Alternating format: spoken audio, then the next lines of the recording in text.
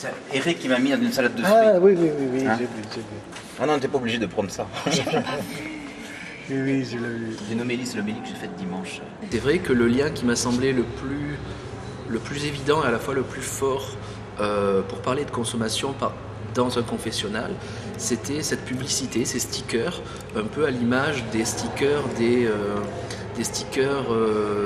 pornographiques, érotiques qu'on trouve sur les cabines téléphoniques, qui renvoyaient à ce côté consommation immédiate, très, très vulgaire, un peu très racoleur même.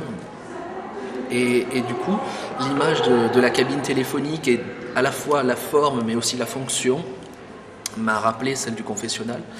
Et donc c'est cette analogie à la fois formelle et fonctionnelle qui a fait que l'idée d'un affichage de flyers pour des religions me permettait d'exprimer cette proximité, presque cette confusion entre religion et consommation, et entre croyants et crédules, et entre fidèles et fidèles d'une religion et fidèles à une marque. Croyez en nous, 2000 ans d'expérience pour l'Église catholique.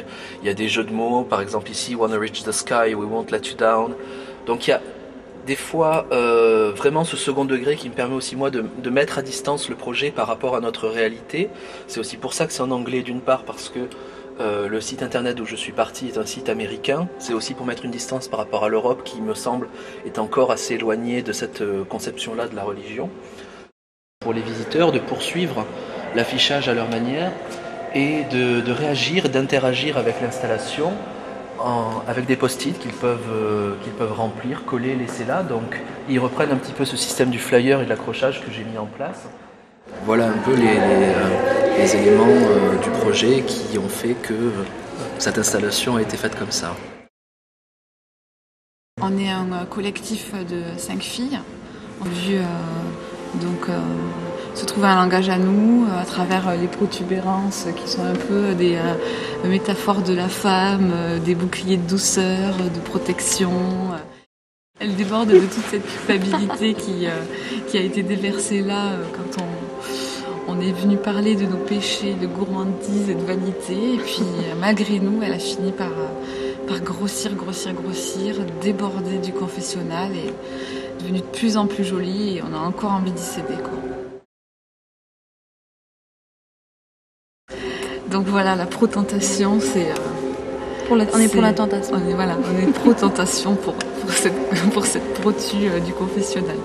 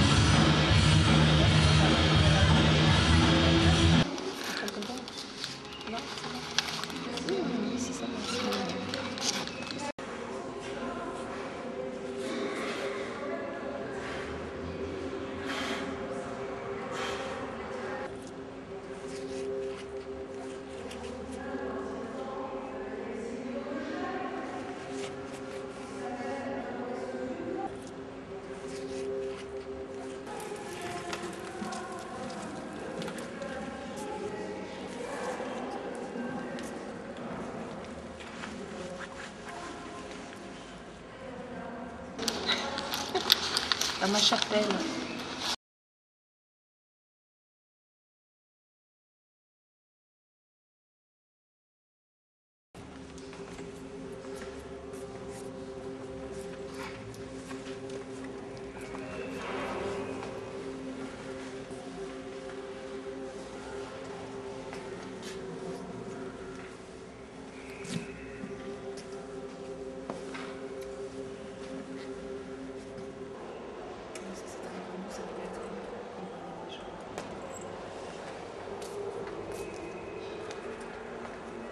crypte, donc avec des artistes qui exposent régulièrement dans la crypte, mais sur l'église, c'est bien la première fois. Ah, c'est la première Donc je pense fois. que c'est vraiment aussi le début de quelque chose. Je pense que c'est une belle aventure qui commence, à la fois avec le Père Jean-Marc, avec la paroisse, avec les gens du quartier qui vont aussi s'habituer à ce qu'il y ait de l'art contemporain dans une église et qu'elle a toute sa place avec respect du lieu, mais en même temps en offrant toutes ces interrogations, ces questionnements que les artistes ont par rapport à ce thème-là, par exemple. Ah, ouais. Étant artiste, dans ce quartier, etc., il faut, dans une association, aussi s'investir dans cette association.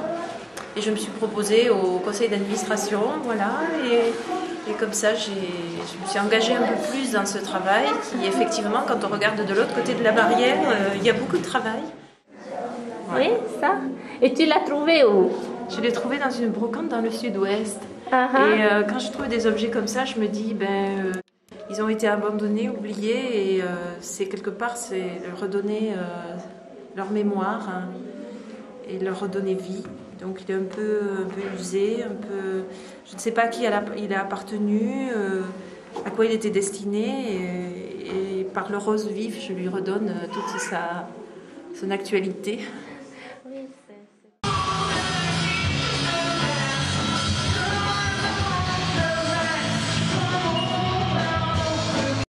Oui. Combien de temps? Ça fait à peu près 20 ans que j'habite sur Ménilmontant. Vraiment? Voilà. Et tu es de Paris? Moi, je ne suis pas de Paris, je suis du sud-ouest. Je suis montée à Paris, comme on dit ici, à 17 ans pour faire mes études artistiques. Et j'y suis restée puisque je suis devenue enseignante en art appliqué. Et j'aime beaucoup, beaucoup ce quartier. Et je travaille à l'autre bout de Paris, mais c'est ici que je vis.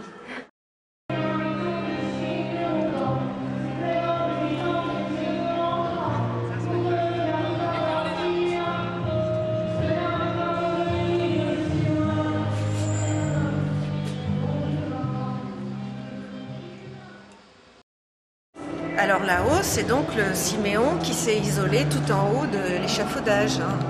C'est celui qui survit parce qu'il y a sa sœur et sa mère qui peuvent s'occuper de lui. Ok. Donc là-haut, évidemment, il n'y a pas de toilette, il n'y a pas de lavabo, il n'y a pas de canapé. Quand il fait pipi, heureusement, il y a un trou juste en bas, quoi. Il reste tout le temps là-haut? Ouais, tout le temps, il ne bouge pas, ça fait des années. En France, et ça y est, on peut rentrer maintenant. On peut rentrer? On rentre. Alors, il faut rentrer. Vous avez vu comment il s'appelle? Vous avez lu? Il s'appelle Siméon. Oui. Et il reste comme ça. Et la pluie qui coule sur lui. Eh bien, vous savez, mon frère, même s'il ne se lave pas, il sent bon. Et il dit même que les gens qui viennent le voir, rien qu'à leur odeur, il sait, il connaît vos péchés. La force, elle est intérieure et il n'est pas éloigné des autres humains. Il a besoin des autres pour survivre, ne serait-ce que de temps en temps qu'on lui donne à manger. Et donc il n'a pas besoin, même quand il va dans le désert, les ermites se débrouillent toujours pour être accompagnés. Et s'ils n'ont pas des disciples ou des gens qui viennent les aider en même temps, c'est foutu, ils crèvent. Ah ouais? Des recherches sur chaque religion. Ah oui, il y a eu le gros bouquin. Ouais.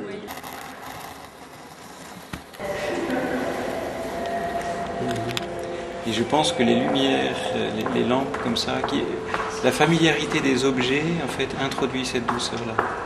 C'est-à-dire que l'objet du savon, l'objet du chou-fleur, l'objet du sucre, ou l'objet des lampes de bureau, ou les petites bougies, au fond, ne sont pas des objets agressifs, sont des objets simples, et sont des objets doux. Et du coup, c'est très difficile de rendre de l'agressivité avec des objets pareils.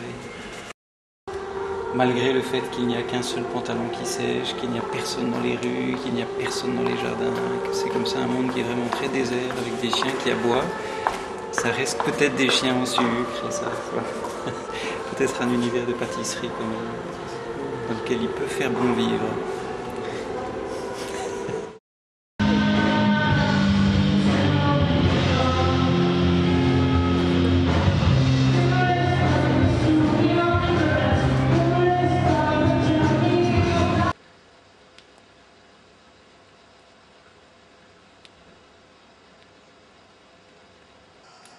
les rouges. Et les blancs. C'est le nom de l'installation que nous avons faite ici, dans l'église. C'est une installation qui est un peu la métaphore de la condition humaine par rapport à la loi divine.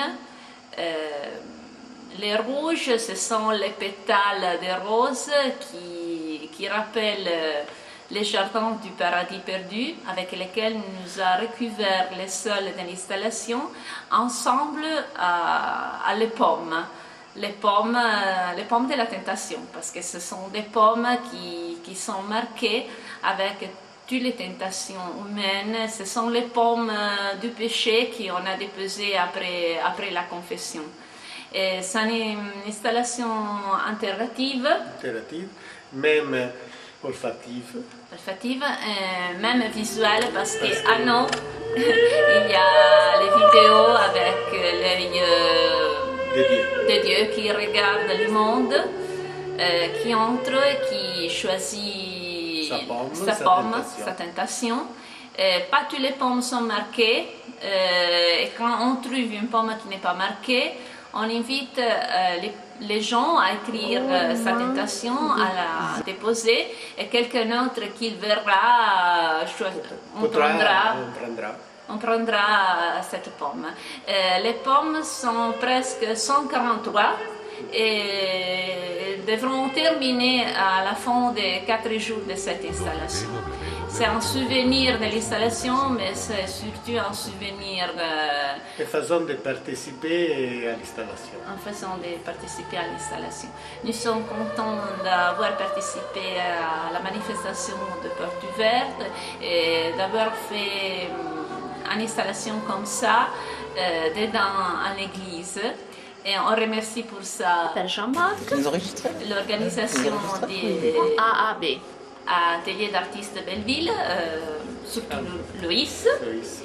Et bon, on remercie c'est Régine qui était très gentille avec nous. Et tous les autres artistes que nous avons connus ici, avec lesquels on a partagé cette expérience.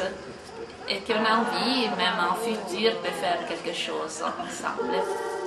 Nous sommes un groupe d'artistes italiens, on a oublié de dire ça, mais je pense que de la son français, pas trop français, on a compris que nous sommes italiens.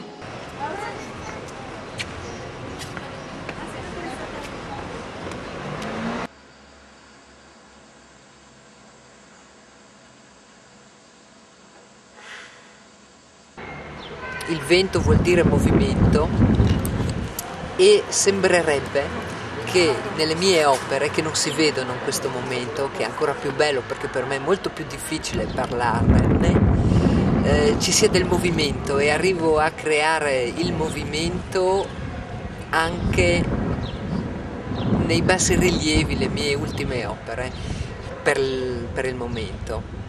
Ecco, ho detto tutto, mi piace l'arancione e sono del Friuli Venezia Giulia.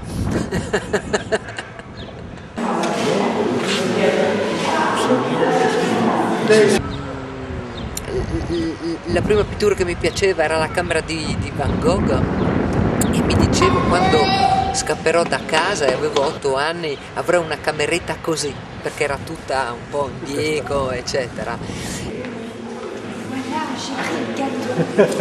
Gâteau. C'est vrai que moi aussi, je m'arrête là.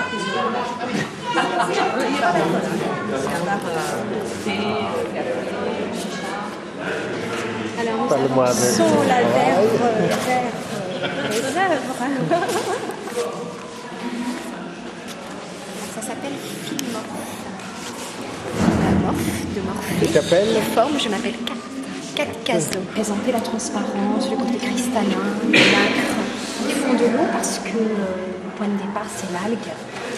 L'algue, la bactérie, donc c'est dans l'eau. Ce sont des corps qui sont à la fois végétaux, des corps animaux, moitié végétaux, moitié tantôt animal. Présenté. Et là, ce corps peut-être une écrevisse. Et ce corps peut être végétal et commence à sortir de l'eau. C'est le début du commencement de la vie.